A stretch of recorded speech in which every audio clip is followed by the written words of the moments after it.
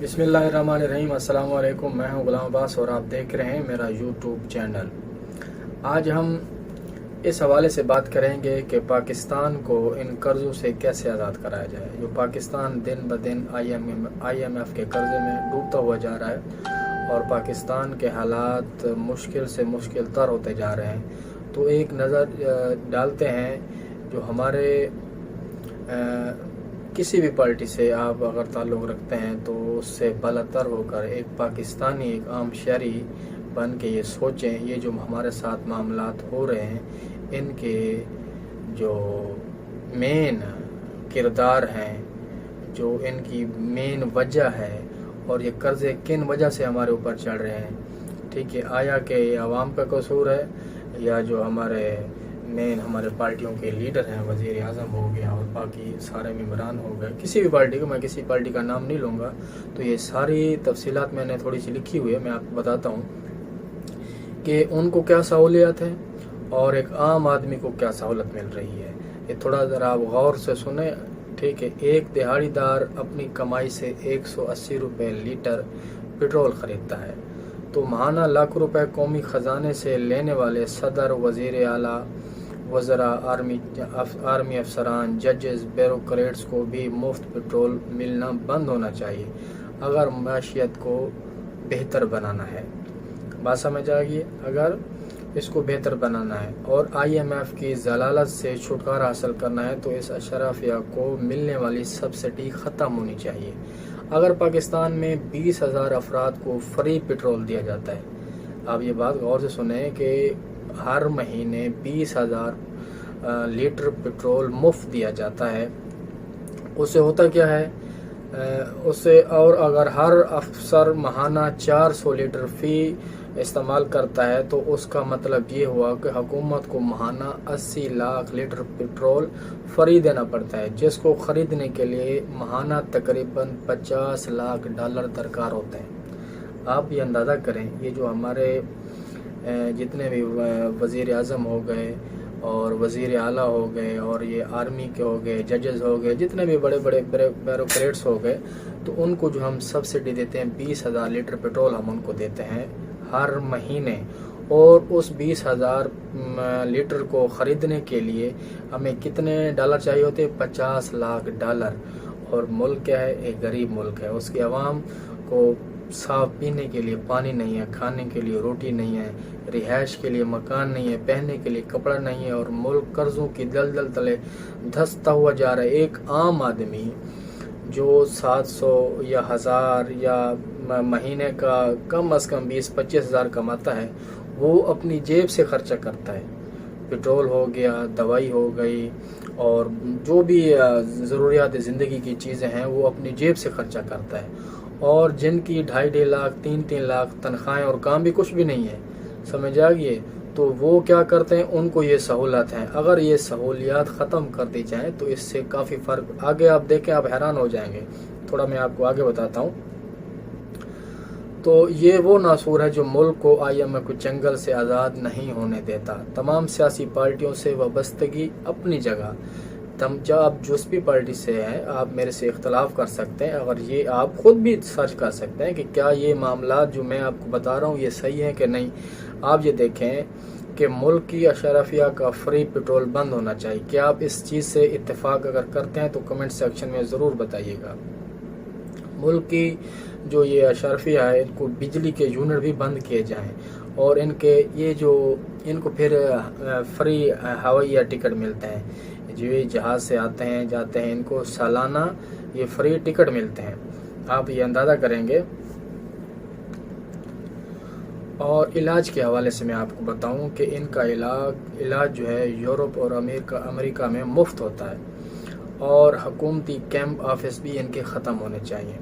ان کو اور 6 مرلے 8 مرلے 10 مرلے کے پلاٹ بھی ان کو دیے جاتے ہیں، الاٹ کیے جاتے ہیں۔ تمام سرکاری گاڑیاں نیلام ہونی چاہیے۔ اگر 1 سے 16 سکیل کا ملازم اپنے تمام اخراجات تنخواہ میں پورا کرتا ہے تو تمام ملازمین کو اپنے اخراجات اپنی تنخواہ سے پورے کرنے چاہیے۔ یقین کریں تمام سیاسی گاڑیاں اور یہ سیر و تفریح ان کے گھر والے، ان کے دوست احباب سیر کر رہے ہیں، اور پیسہ کن کا ہوتا ہے؟ عوام کا ہوتا ہے۔ اور جو سب سے بڑی ہمارے اندر جو یہ جمہوریت کا نظام ہے، اس میں اور خلافت میں جو فرق ہے وہ بھی میں آپ کو بتاتا ہوں۔ جن لوگوں کو اسلام سے تکلیف ہوتی ہے نا، بھی یہ اسلام آ جائے گا تو یہ معاملات خراب ہو جائیں گے، یہ ہو جائیں گے، تو جمہوریت کا ذرا نظام دیکھ لیں کہ خلافت میں کیا یہ اخراجات ہوتے تھے، اور یہ جمہوریت میں جو اخراجات ہیں اور جن کی وجہ سے ملک آج دلدل میں پھنسا ہوا ہے۔ آپ ذرا دیکھیں اسمبلی ممبران کی تعداد اور ان کے اخراجات۔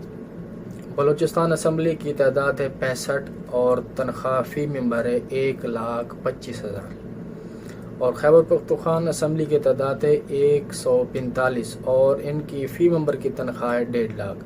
سندھ اسمبلی کی تعداد ہے 170 کے قریب اور فی ممبر کی تنخواہ ہے 1,75,000، اور پنجاب اسمبلی کی تعداد زیادہ ہے 371 اور تنخواہ فی ممبر کتنی ہے 2.5 لاکھ۔ قومی اسمبلی کی تعداد کتنی ہے 342 اور 342 ہے ان کی، اور تنخواہ فی ممبر کی کتنی ہے 3 لاکھ۔ آپ یہ اندازہ کریں۔ سینٹ کی تعداد ہے 104 اور تنخواہ فی ممبر ہے 4 لاکھ، اور آپ یہ سن کے حیران ہوں گے کہ 35 ارب 54 کروڑ 70 لاکھ یہ ماہانہ تنخواہ بنتی ہے۔ اور یہ جو ممبران ہیں آپ دیکھیں کہ ہمارے لیے کیا کرتے ہیں، وہاں اسمبلی میں جا کے اپنی ذاتیات پہ اتر جاتے ہیں اور اپنے مفادات کے لیے، یہ تو خالی ان کو جو تنخواہ ملتی ہے گورنمنٹ خزانے سے، اور باقی جو لوٹ مار کرتے ہیں وہ تو آپ کو پتہ ہی ہے کہ کیا کیا انہوں نے بنایا ہوا ہے۔ اور کسی کے پاس سائیکل تھا، کسی کے پاس موٹر سائیکل تھا، آج وہ گاڑیاں بنگلے گاڑیاں اور اتنی زمین جائیداد اور باہر پراپرٹی بنائی ہوئی ہے۔ آپ اندازہ تو آپ کو ہے سب چیز کا، ہاؤس رینٹ، گاڑی، گھر کے بل اور ٹکٹ، بیرون ملک دورے اور رہائش۔ اس میں اسپیکر، ڈپٹی اسپیکر، وزراء، وزیر اعلیٰ، گورنر، وزیر اعظم، صدر کی تنخواہ شامل نہیں۔ یہ جو میں نے آپ کو بتایا ہے 35 ارب اور یہ 54 کروڑ 70 لاکھ جو یہ میں بتایا ہے، اس میں وزیر اعظم، صدر، وزیر اعلیٰ اور گورنر ان کی تنخواہ شامل نہیں ہے۔ اچھا جی، یہاں تک تو ہم نے آپ کو بتایا۔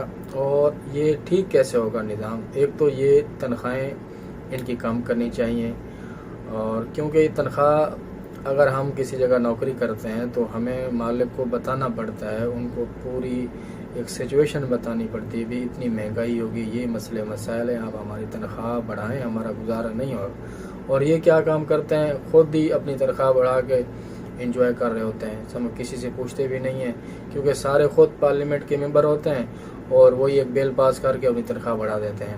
پیسہ کن کا ہوتا ہے؟ ہمارا ہوتا ہے۔ اور یہ کچھ چیزیں ہیں اگر ہم ان پہ اتفاق کر لیں، یہ اپنی تنخواہوں میں ترمیم کر کے ان کی ہر ممبر کی تنخواہ کتنی ہونی چاہیے کہ عام مزدور کے برابر ہونا چاہیے، نہیں، لیکن وہ آپ بولیں گے کہ ہر بندے کی ایک مزدور کے برابر نہیں، تھوڑا فرق ہونا چاہیے، اتنا فرق بھی نہ ہو ایک مزدور کی 20,000 ہے اور ایک کی 4 لاکھ ہے، ایسا نہیں ہونا چاہیے۔ تو اتنا ایک امیر ہوتا جائے اور ایک غریب نیچے ہی بچتا جائے، یہ نہیں ہونا چاہیے۔ دوسرا یہ ہے کہ پارلیمنٹ کو اپنی صحت کی دیکھ بھال کے لیے سرکاری ہسپتال سے علاج کرانا ضروری ہو۔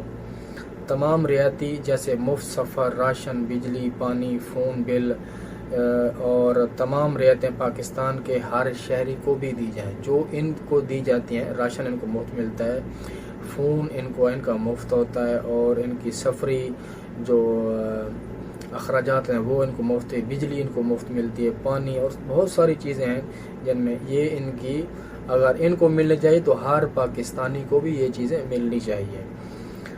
نمبر 6 پہ آتا ہے پارلیمنٹ ممبران کو عام پبلک پر لاگو ہونے والے تمام قوانین، جو قانون ایک عام شہری پر لاگو ہوتا ہے وہ پارلیمنٹ کے ممبران پر بھی لاگو ہونا چاہیے۔ یہ نہیں کہ ایک عام آدمی اگر کسی مسئلے میں پڑ جاتا ہے اور پولیس کیس بن جاتا ہے تو وہ اس کی سال ضمانت نہیں ہوتی، اور یہ بڑے بڑے کیسوں میں پھنسے ہوئے ہیں تو یہ ان کو مقصد ریلیف مل جاتا ہے، 50 ریال کا 50 روپے کا پیپر دے کے یہ فارغ ہو جاتے ہیں۔ تو اس طرح نہیں ہونا چاہیے، قانون سب کے لیے برابر ہونا چاہیے اور سب کو اس پہ عمل درآمد کرنا چاہیے۔ اگر لوگوں کو گیس، بجلی، پانی پر سبسڈی نہیں ملتی تو پارلیمنٹ کی جو کنٹین ہے اس پر جو فوڈ ہے کسی ممبران پارلیمنٹ کو نہیں ملنی چاہیے، اور ان کا کھانا بھی ادھر فری ہوتا ہے۔ اچھا، اور ان کی جو ریٹائرمنٹ کی مدت ہے وہ 60 سال ہونا چاہیے، اور کیا ہونا چاہیے، اور میڈیکل ٹیسٹ پاس کرنا لازم ہونا چاہیے۔ اگر بندہ انفٹ ہو تو وہ سیاست میں حصہ لے نہیں سکتا، سمجھ آئیے۔ اور اگر کسی پر کوئی کیس ہے پرانا، سمجھ آئیے، تو وہ اس کو نااہل کیا جائے، سمجھ آئیے، وہ اس پارلیمنٹ کا حصہ نہیں بن سکتا۔ مجرموں کے لیے نہیں ہے، نیک لوگ آگے لائے جائیں، اچھے لوگ آگے لائے جائیں، اخلاق والے لوگ آگے لائے جائیں، سمجھ آئیے، جن کو احساس ہو، ٹھیک ہے، تعلیم یافتہ لوگ ہوں، اور جس کو جو وزارت دی جائے وہ اس کا اہل ہو، سمجھ آئیے، وہ اس کے بارے میں معلومات جانتا ہو، تعلیم یافتہ ہو۔ اس کے لیے دینی تعلیم بھی ضروری ہے اور دنیاوی تعلیم بھی ضروری ہے۔ ان چیزوں کا خاص طور پر خیال رکھا جائے، اور ان کے بچوں کو سرکاری اسکول میں تعلیم دلوانا لازم قرار دیا جائے، کیونکہ یہ چیزیں جب تک نہیں ہوں گی، اور ان کے جو سیکورٹی گارڈ ہیں اور ان کے جو پروٹوکول ہیں ان کو بھی ختم کیا جائے۔ اگر ہم یہ کچھ جو باتیں ہیں ان پر عمل ان سے کروا سکیں، ہم اپنی پارٹی، ہر بندہ اپنی پارٹی، اپنے جو ہے نا پارٹی کے عہدیداران سے یہ گفتگو کریں اور ان کو بولے کہ اس طرح کا آپ بل لے کے اور یہ چیزیں ختم کریں، تو پھر پاکستان کا قرضہ اتر سکتا ہے۔ اور اس کے برعکس اگر یہ نہیں ہوگا تو ہم ایک دوسرے کو چور، ڈاکوں اور یہ چیزیں کہتے رہیں گے تو پاکستان ترقی تو کیا کرے گا، الٹا یہ دلدل میں پھنستا جائے گا، اور ہر بندہ اپنا مفاد ان کی، پھر بھی جب بھی مہنگائی ہوتی ہے یہ تنخواہیں بڑھا دیتے ہیں، جب بھی کوئی مسئلہ ہوتا ہے، اچھا ڈالر اوپر جا رہے ہیں، ان کا فائدہ ہے ان کے پاس، کیونکہ پیسے پڑے ہوتے ہیں ان کے، آٹومیٹک اوپر جا رہے ہیں۔ غریب آدمی کے لیے جینا بھی مشکل ہو گیا ہے، تو اس کے لیے خدا را میں آپ تمام دوستوں سے یہ گزارش کروں گا کہ آپ یہ آواز اٹھائیں، ہر بندہ اپنی پارٹی کے لوگوں کے پاس یہ آواز پہنچائے کہ خدا را ہمارے اوپر رحم کریں۔ پاکستان ایک اللہ کی نعمت ہے، ہم ایک آزاد ملک میں رہتے ہیں، اس کو خدا را دیوالیہ مت ہونے دیں۔ سب مل کر ہم یہ آواز اٹھائیں اور یہ میسیج دوسرے لوگوں تک بھی پہنچائیں، تاکہ کاش یہ ہمارے حکمرانوں تک اور جو عہدیداران ہیں ان تک پہنچ سکے اور اس پر کوئی عمل درآمد ہو سکے۔ تو اگلی ویڈیو تک کے لیے اجازت دیجیے، اللہ حافظ۔